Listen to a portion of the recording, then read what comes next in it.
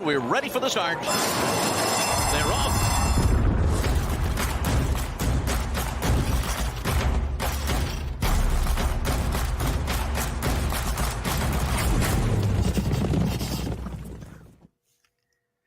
Hi again, everybody, and welcome into It's Official. I'm Jeremy Plonk alongside Jeff Siegel. I think it's Tuesday. I think it's 2023. All day I've been screwed up. Not the date thing, the day of the week, Jeff. I keep thinking this is Monday, so a little bit later start than usual on the podcast here, but we'll get through our 5 topics, all right? I think, yeah, it is definitely Tuesday, although it is a little confusing, but I think we're going to get back to a normal pattern now, and looking forward to that. I had to check the condition book to see if we're actually racing Friday at Santa Anita.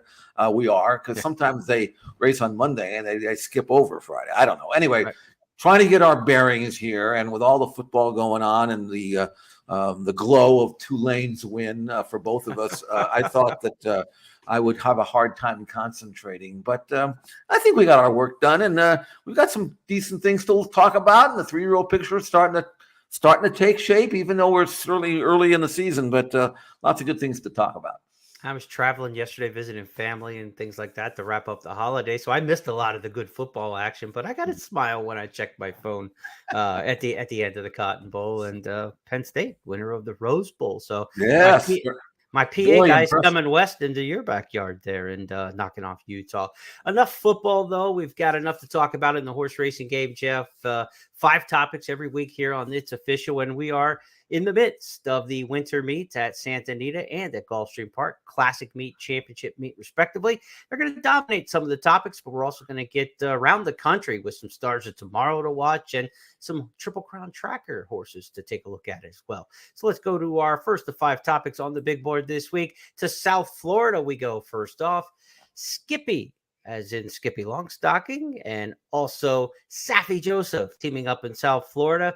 They tuned up for the Pegasus World Cup by winning the Harlan's Holiday.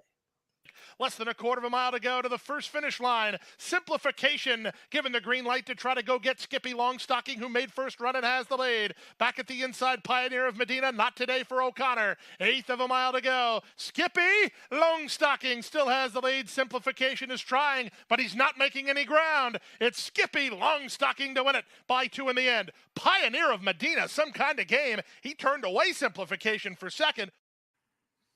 Pretty good group there in the Harlan's Holiday. Some horses we know. Skippy Longstocking, of course, winner of the West Virginia Derby. Simplification, winner of the Fountain Youth. Decent group of 3-year-olds about to turn 4. They're now officially 4. And probably Pegasus World Cup bound, Jeff. Your take on the Harlan's Holiday? Good race for the winner. He'd always been a cut below the 3-year-olds that we saw rise to the top last year, but his form wasn't bad. He had won the West Virginia Derby 2 races back. He was also 3rd in the Wood Memorial, 3rd in the Belmont Stakes, 5th in the Preakness. So he was always a level below. But as a son of Exaggerator, who is obviously by Curlin, you'd expect him to get better as he matures and gets a little older. And he seems like a sound horse to me, and he's a really good mover. They stole him in the sale. I think they only gave like $37,000 for him in the 2-year-old sale. But you're going to buy a horse like that. You don't expect him to go down there and 10 flat or anything. So they bought an individual who figured to get better with age. This was not the one, though, that I thought Saffie was going to win with.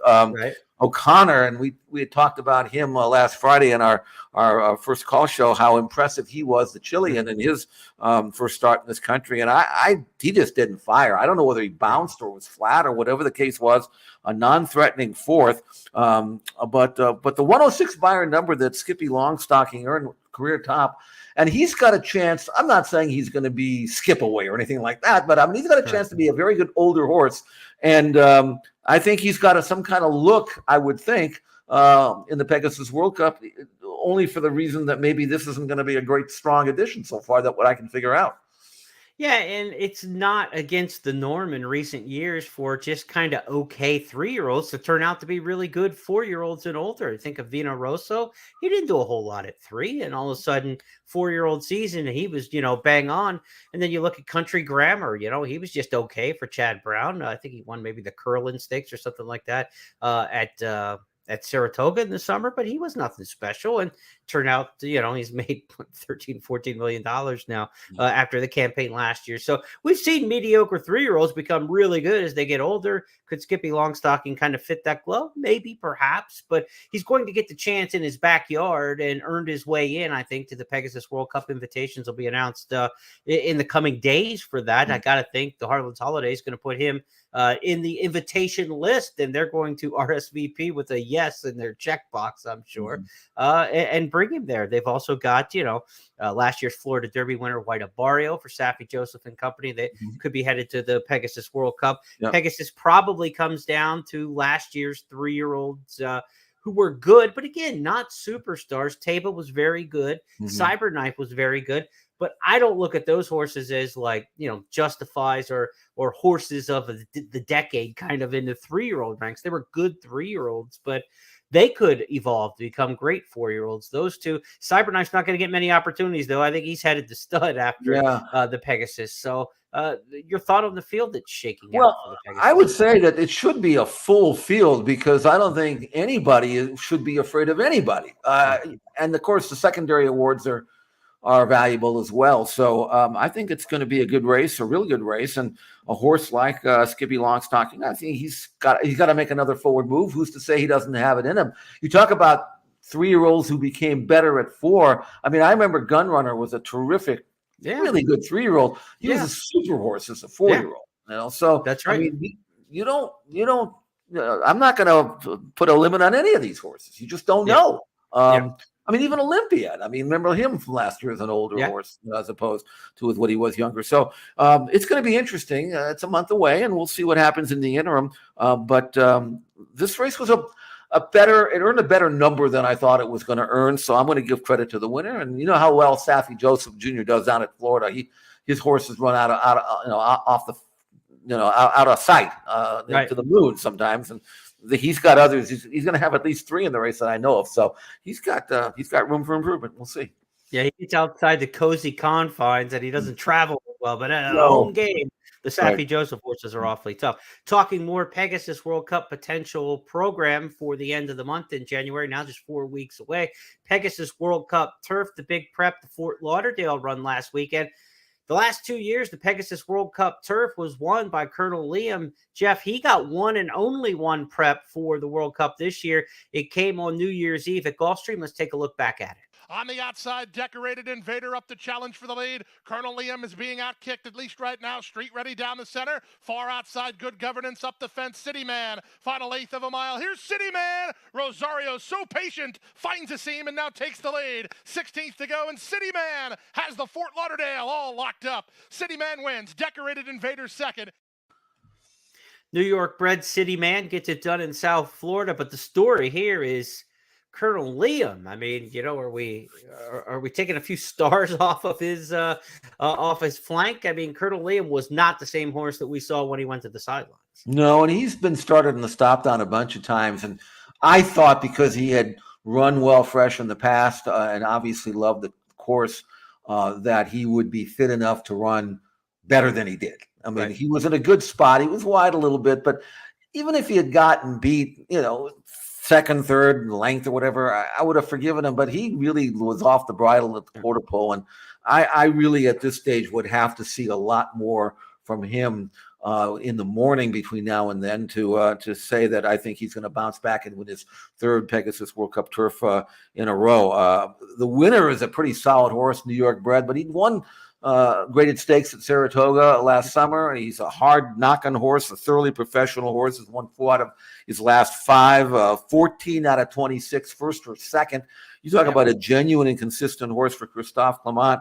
I'd have to think that he should be in that race as well. So City Man coming through inside, got a great trip, but he's the kind of horse that you get a good trip because he's got that quick move and quick acceleration, and he responds. I like to say he goes from 0 to 60 really fast. So if there's a hole there, he'll find it, and he's never been better. So I'll put him in as a likely candidate for the Pegasus World Cup Turf. The Pegasus card coming up the last Saturday of January. Looking forward to that for sure. And who's going to be in those fields, we'll find out from the locals and the travelers from around the country. For that Pegasus World Cup turf, you think maybe Phil D'Amato could have something ready to come east, because he's just been dominating Southern California on the turf. He did it again this past weekend, Jeff, with a couple of runners, not necessarily long distance runners, but Phil D'Amato had him on cue sprinting. Let's look at the Las Ciénegas in the win by Amy C. Go. Burgu, Ali, Freedom Flyer, Stride for Stride. Outside of them, Royal Address is in third. Amy C with a clear shot on the outside. And widest of all, Countess Rosina, an eighth to go. And Amy C goes to the front, opens up two on Countess Rosina. Freedom Flyer fights on. Lady J splitting that pair. It's Amy C. Amy C wins the Las Ciénegas. You once called Chad Brown or Phil D'Amato the Chad Brown of California, the Chad Brown of the West. He took this one from Chad Brown and has done good things with Amy C. And Chad was running her long. I mean, he was routing her, and she'd won a couple of races, or won a raid at 7.5 at Deauville, one of these Euro imports that Chad got, and she'd run well. I mean, for Chad, not great. They sent her to Phil, and all he does is shorten her up, and now she's won. She's a perfect 3 for 3 down the hillside course. I'm not saying she's misdirection, but she's a poor man's version of misdirection. I can say that. But she's got that proper style. She's got that short run, that short kick. And she's got Phil D'Amato, who, as we've talked about in the last year or two, how dominant he is with the grass horses. And almost all of them are Europeans. Not all of them, but most of them are. Took this one over from Chad and decided to say, you know something, she's a one-corner horse, and she was very, very impressive, I thought, in this race. She made a move a little earlier than I thought she was going to make, crossing the dirt. She usually kind of waits until the last furlong or so, but she was so full of run that she was going to go out and win it. And I'm sure that he'll keep her short and pick his spots with this 5-year-old mare who's only run 10 times, and she's got 5 wins now, so she's good. And at Breeders' Cup out at Santa Anita this year, right? Yeah. That's Specialist down the hill, going against the boys. Could be Misdirection Part 2, but how in the world are we talking Breeders' Cup on January the 3rd? Shame on us for looking that far ahead. You talked about Phil D'Amato having horses coming over from Europe. He's got another one that he uncorked. During the course of 2022, looked it up on the BetMix database, Phil D'Amato won 73 turf races at Santa Anita, Jeff. 73. Next best was 33. So he had a 40-win lead in the number of turf wins. You can't put this one on his ledger, though, however, because it happened on Monday. So it goes to the 23 tally. The name, remember this one, Motorious. Motorious coming with a powerful run. And here's Motorious up to take the lead, squaring off with Maglev. But Motorious is in full flight. Down at the rail, Maglev is second, followed by Respect the Code and Coulthard. It's going to be Motorious back-to-back for Flavian Pratt, and he was sitting on a cannon. Maglev finished second, Coulthard third, Respect the Code, and Zaffarelli completes the super high five. Frank with the line there, sitting on a cannon, and that was exactly the case with Motorious. Maybe get the walk-up music, the old Duran Duran Notorious song. Didi Gregorius, the baseball player, uses that when he walks up to the plate. I think when Motorious runs next time, they need to play a little Notorious heading to the gate. Looks like a good one, Jeff. He is, and he's a 5-year-old gelding, but again, he's only had 11 starts, 4 wins, 2 in a row. He won a really fast sprint at Del Mar, which came out of nowhere. That was an amazing race. And since in the interim, he trained better than he trained even before that race. So kind of expected he would win. But he's kind of a closer. But when you have a closer that is in front before they finish crossing the dirt, that's a pretty impressive move. Yeah, right. I think Pratt could have waited a little longer, but why? He says, I got a ton of horse. I'll just go. And he circled the pack, left them standing still. He's the next hillside specialist. This race actually was supposed to be on the flat course, and they switched it over because of the rain to the hillside for whatever reason. And he did this. So now you've got a horse who's a specialist. He's a 5-year-old gelding. You pick your spots. Obviously, you point for the Breeders' Cup down the road next fall, and in the meantime, you keep him sharp and healthy. And I don't know, maybe this is a horse you really want to get ambitious with. Maybe you send him to Dubai and run him a turf sprint if they have it there. I think they do. I'm not sure. Right. Maybe he's a gelding. You get the money while he's good. Why not run for $2 million as opposed to 100,000? So we'll see how ambitious they get. But from what I saw, he may very well develop, if he's not already yet, the best turf sprinter in California. Maybe try the Japer even in New York, where you get a little bit more distance. Because at Del Mar in the summer, you got 5/8 on the grass and hardly any stretch to work with. I don't know. Those kind of races might not be what you want to cork back to, and then try to uncork again for the Breeders' Cup. So we'll see what they do with Motorius. But Phil D'Amato, he's got options. Another guy who's got some options as we move to our Triple Crown tracker. Third topic this week is one Brad Cox. He won the Sugar Bowl and the Gun Runner last week at Fairgrounds, and at Oaklawn on Saturday, he was back at it again in the Smarty Jones Stakes. Actually, this wasn't Saturday. This was on the holiday New Year's Day Monday card at Oaklawn in the Smarty Jones. Victory formation. He's at the top of the stretch, and he's built up a 3-length lead. The whip is out on Western Gent. Angel of Empire is at the rail, and victory formation comes to the final 16th in front by 2 lengths. Angel of Empire is running a very good race, trying to run down his stablemate, but he's going to be second to the Smarty Jones Stakes winner, the undefeated Victory Formation. Well, that's what you want to see at the end of the game, the victory formation, right? Take a knee and let the clock run out, and that's what he did there, investing his stablemate. Now, Jeff, the Smarty Jones has not been a big race for producing horses towards the Kentucky Derby. This is a race that's never had a top 5 finisher in the Kentucky Derby, and only 3 horses have come out of the Smarty Jones since 2015 to even make the Kentucky Derby. This is the kickoff to the Oaklawn Series. They still have the Southwest. They still have the Rebel. They still have the Arkansas Derby. That's when it gets to be a lot more intense at Oaklawn. I don't know. Victory formation looks good, but this race hasn't been a race that's been very productive. I think it's a little early to really embrace him totally as a classic type horse, but he's winning the races that Brad thinks he can win right now. He's undefeated. He's a nice colt for sure. And when he broke his maiden at Keeneland, you saw him there, and he looked like a colt that would go on, made him a future star of the future. He's done nothing wrong. He's now won 3 in a row. And being by Tappert, I mean, he shouldn't have distance limitations. And he's a good, strong colt. He's a nice, fluid mover. And I don't know how much ability he has, but I tell you what, they bought him for $340,000 in the 2-year-old sale. That's a lot of money for a Tappert. And he earned a 91 buyer number in this race. So I don't see any reason why he can't continue on, and we'll see how much he improves and how far he'll run. But I wouldn't mind owning him right now, though I don't think I'd give $340 for him. But I tell you what, he's going to be properly managed and have every chance. And Brad Cox running 1-2 in the Smarty Jones. You talk about he just won the 2 stakes at Fairgrounds last week. Well, is he going to separate his horses between Oaklawn and Fairgrounds? He may have too many early in the year to separate him. He may have to try to run 1-2 like he did in some of these races. I'll tell you who's got a problem like that. Now, Brad's got it, but Bob Baffert's got it too. And we've got a race coming up here at Santa Anita on Sunday. It's part of our Triple Crown tracker. It's called the Sham Stakes. It's a grade 3 event.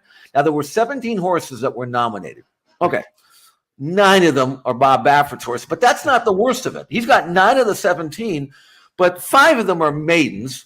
Don't even belong. One of them's from Turf Paradise. One of them's a grass horse. The only other horse that really matters here is a really good horse and maybe the best of the bunch, and he's not a Bob Baffert horse. He's a horse named Spun Intended from Mark Glatzbarn, who broke his maiden at Del Mar and looked sensational. Hard spun colt. So, I mean, I don't know how many Bob's going to run. Of the 9 that he has nominated, none of them are on his top 3. Arabian Night, Foston, and Cave Rock are not among those 9. So he's got 9 of the secondary horses, but I don't think any of them can beat Spun Intended. So while it may not be much of a race to gamble on, I don't know how many are going to show up. I think Spun Intended is worth tuning into. I think he could be really, really good.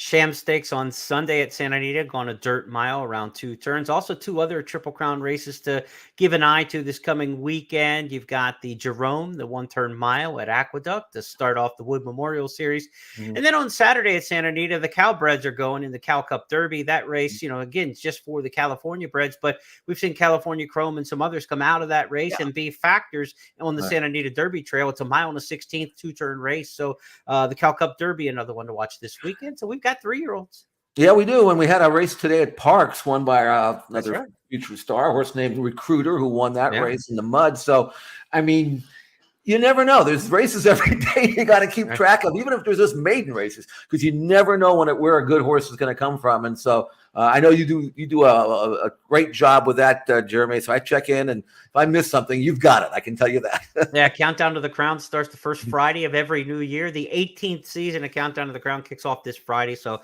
I'll be sure to check that out, countdowntothecrown.com. Thanks for the assist on that one, Mr. Siegel. And, to continue the theme of, good work doesn't go unnoticed. Again, these are a couple horses. We talked Recruiter, the stakes winner today at Philly. We talked Victory Formation. These are horses we featured right out of their maiden wins in our Stars of Tomorrow segment. We started Stars of Tomorrow back at Saratoga and Del Mar in July because we thought these meets produce a lot of horses, and we haven't stopped since. We've been doing 6 months worth of Stars of Tomorrow, and it seems like every week we're coming up with some others that have made that evolution and step next into the stakes ranks and look like these are horses that we want to keep eyes on. Recruiter, like you said, won today at Parks in the Parks Juvenile. So nice stakes win there for that one. Maryland based. I believe Cal Lynch is the trainer of Recruiter. So good to hear the update. That's news to me. That's breaking news on the podcast because I had not seen that result as I've been scrambling around today doing everything else. So Triple Crown Tracker, that's in the books as our 3rd topic for this week. Let's go to our 4th topic on the big board, and we've got some news to break here, Jeff. A brand new wager in the U.S., the Coast to Coast Pick 5. I'm going to introduce you to it right now, and then Jeff and I will tell you all about it. Coast to Coast Pick 5. $1 minimum. Player-friendly 15% takeout. Coast to Coast Pick 5. Weekends beginning January 7th. I told you it was a busy week. Countdown to the Crown starts this Friday. We got Beat the Host at expressbet.com this weekend as well. And the kickoff of the big one, the Coast to Coast Pick 5. They've been planning this for months behind the scenes. It's a Pick 5 wager, Jeff, every Saturday and Sunday. 2 days that the wager is offered. It's not a 2-day wager. It's offered twice per week, Saturday and Sunday. $1 minimum, the 15% takeout, as you heard there. The 5 races will be exclusively from Gulfstream and Santa Anita. Some days it'll be 2 from one and 3 from the other, and vice versa. It's not a replacement of the Stronach 5 wager that people may remember across first from past years, because that included 4 different tracks, was on a Friday. This is 2 tracks on a Saturday and a Sunday. Pick 5 wager, premier winter racing. It'll be January, February, March, and April. Really looking forward to this bet. Thing is that they're not going to tell us obviously which races they're going to be until they draw them. And I don't think they're going to be including any 5-runner 3 to 5 morning line races either. No. So it's going to be challenging. But I like it that way because I obviously do heavy duty work at Santa Anita. So I'll be covering that, and we'll look at Gulfstream Park, but we'll get some help on that one as well. Yeah. So I'll be listening to Brian and his analysis. So we will attack this with a certain degree of enthusiasm and a degree of confidence, because it's for 15% takeout and $1 minimum. I mean, I'm telling you, this is going to get a lot of my attention. I promise you. Yeah, the handle will be big, the pool will be big, the payouts will be big for this on average when you look at it. Jeff and I will be there every week to preview the Saturday and Sunday races for you, joined by the third amigo in the group, my buddy Brian Nadeau, the co-host down at Gulfstream Park with Ron Nicoletti. Brian's going to join us for his video analysis. So the 3 of us will team up with a preview each Saturday and Sunday. You can check those videos out on all the social media channels, Santa Anita, Gulfstream Park, the YouTube channels, First Bet, Express Bet. We'll all hands on deck to preview the Coast to Coast Pick 5 each week. So really looking forward to that. Jeff, Brian, and I will record our videos a day in advance. You'll be able to check those out on social media and then get after it with your handicapping. There's going to be free past performances offered at various places. So a lot going on with the Coast to Coast Pick 5. It begins Saturday and Sunday this weekend. And as Jeff said, we can't set up the wager until we know the races. So the races are going to draw Wednesday for Saturday at Santa Anita. So Wednesday evening, be on the lookout throughout social media outlets for the announcement of which races are part of Saturday's Coast to Coast Pick 5. And then the Thursday will draw the Sunday cards at Santa Anita. So we'll wait till Thursday night and find out which the Sunday races are going to be in the Coast to Coast Pick 5. Doesn't change anything with a lot of the great bets. You're used to the Golden Hour Pick 4 and the Golden Hour Double and those sort of bets. They're still with us. This is just an additional play, a national bet, Gulfstream Santa Anita. Really looking forward to it. Jeff, when it comes to a Pick 5, we're going to have, XBTV workouts to look at both tracks. I think that's going to be a big boost for handicappers playing this bet versus some of the other bets around the country or at various racetracks. You're going to have workouts that are really going to be helpful for these two tracks. Absolutely. I mean, we've got a great workout library at Gulfstream Park. They do a great job down there. Obviously, we have it here at Santa Anita as well. So if there are any question marks that you need to have answered regarding fitness or first-timers or whatever race you need, we'll have the workouts for you. So you will have more information at your fingertips to play this particular bet at Santa Anita and Gulfstream than you will have at any other racetrack in North America. And you should take advantage of it. We certainly will. Hopefully we'll point some things out that maybe you've missed. And you're going to have a real fighting chance, I think, to cash here and cash in a big pool and maybe make some serious money with this bet. Yeah, in our preview videos with Jeff and Brian, myself, will include some of those XBTV workout videos. Bet mix stats. I love to dig into the database, so I'm going to find you some data and nuggets in those 5 races across the country on Saturdays and Sunday with the help of Bet Mix. So it's all hands on deck, all data on deck, all video on deck to try to take down those wagers. The Coast to Coast Pick 5 debuts again this Saturday from Gulfstream and Santa Anita. Race release, look for that on Wednesday each week for Saturday, and on Thursday each week we'll give you the Sunday lineups for those races. Our final topic, as we told you earlier on It's Official, since July it's been the Stars of Tomorrow. And who do we have? We've got 2. Jeff picked one and I picked one this week. Jeff's pick up first, it was Johannes, who on the turf looked like a whole new animal. It's Johannes in front, now pulling clear a length and a half. Phosphorescent second. Midnight Taxes is coming through along the inside to get into the thick of things as they straighten up for home. It's Johannes who has built up a 5-length lead. In the center of the course, Valiancer is finishing with interest. Phosphorescence, Midnight Taxes, but it's lights out for Johannes. Johannes sparkles home, striding out to win by about 9 lengths. What an effort. Not supposed to win by that kind of margin on the grass, Jeff Siegel. That was impressive. Funny thing about him is I went and checked his pedigree. I can't find any reason at all why he would be that much better on turf than he was in his first 3 starts on the dirt. Although I will say that his first 3 races all were in very fast, highly rated, hot maiden races here. So wasn't surprising that he faced easier horses here and was able to demolish the field as he did. But winning by 9, running in 6 furlongs and 108 and 2 over a course that was actually listed as good. It wasn't that firm because we'd had some rain. A beautiful mover. What an athlete he is. Just floats over the ground.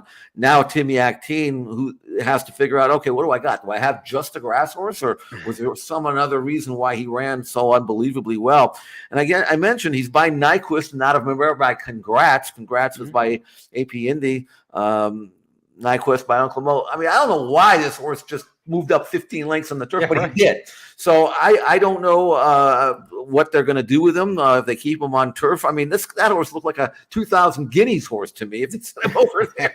That's how impressive he was.